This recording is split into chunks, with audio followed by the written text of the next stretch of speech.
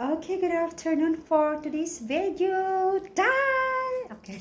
Anyway, charot lang yan. So, dito kararating ko lang dito sa aking place na tinutuluyan ngayon pagsamantala kasi ako ay nagtitraining ng hairdresser until October 21st. So, 6 days to 7 days yung aking training. Instead that 14 days, kinuha ko lang siya ng 7 days. Kaya, whole day yung aking training. Kasi yung 14 days is 4 hours a day. So, kinuha ko lang ng 7 days. So, kaya 8 hours every day ako sa aking training. So, ang cute ng aking bahay-bahayan dito. Okay, piplex ko lang sa inyo.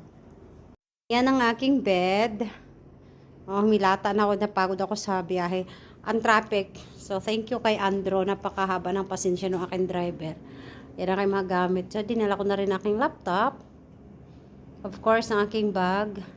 At saka, oh my God. Look at that cute toilet.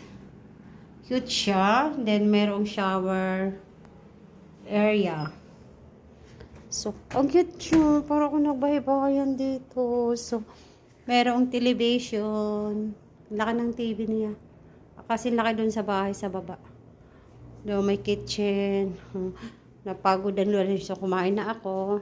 And then, lunch ko pa lang yan. Tapos may, ito maliit lang ang ref niya. Maliit lang ang ref niya. Mamaya ako mamimili na aking kakainin dito. Kompleto siya, cute. Cute siya, condominium kasi. Airbnb.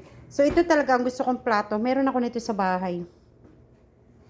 Ngayon, ganyan ako. Mahilig ako sa ganyang plato. So, I like that plate. So, ayan day. So, good luck to me. Good luck to my training. I start tomorrow. And sa aking mga staff dyan sa salon. Si Ira, si Cherry, and Flor. Bahala na muna kayo dyan sa ating hanap buhay. At saka si Marilyn and Sheila sa restaurant. Bahala na muna kayo dyan. At of course, si Bing, doon sa mga anak ko. Yung mga anak kong ang aking taga-alaga ng aking mga anak. Okay. So, hayan. For now, magpapahinga muna ako kasi kailangan kong mag-ready for my training tomorrow. Okay. Yan lang muna, guys.